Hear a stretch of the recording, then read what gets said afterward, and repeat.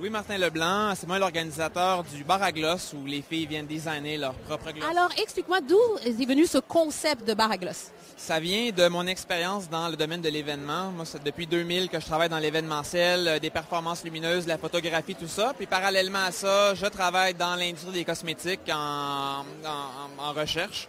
Puis donc, j'ai fait A plus B égale bar à glace. Et ça fait combien de temps que cette aventure-là dure? Ça fait 2 ans. Oui.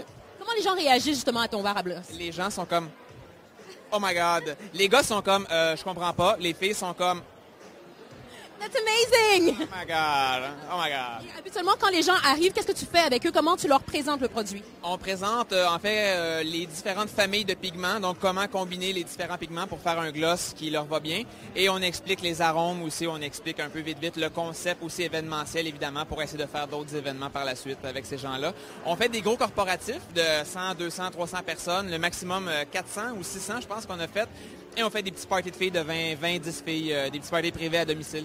Ça peut être le fun pour un bachelorette, ça veut dire? Oui, exactement. Bachelorette ou pour remplacer l'éternel Tupperware Party ou Chef à la maison ou Go-Go Boy ou je ne sais quoi. Et habituellement, c'est pas vraiment un atelier. Donc, les gens se présentent au bar à glace et un petit peu comme que tu as fait avec moi, donc tu leur demandes de sélectionner différents types de pigmentation de couleurs. Exact. Nous, on n'est pas là pour conseiller les gens parce qu'on ne connaît pas les gens, on ne connaît pas leur goût, on connaît pas moi, je connais pas les tendances couleurs beaucoup, côté gloss, côté maquillage.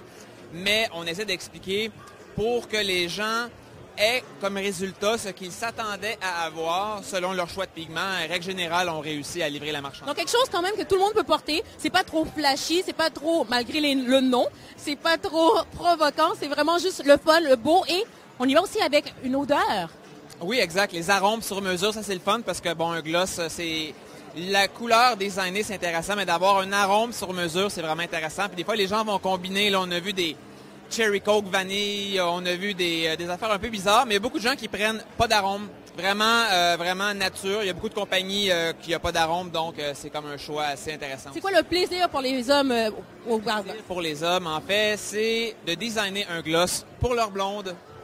Et là, exact, c'est pas les gars, ils catchent pas vite, mais une fois qu'ils ont compris, un gloss designé sur mesure, c'est comme 10 super restaurants, 3 cinémas et 2 bouquets de fleurs combinés en un petit objet qui prend 10 secondes à faire.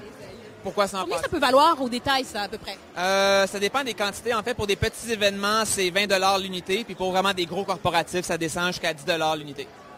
Je trouve que c'est très, très raisonnable.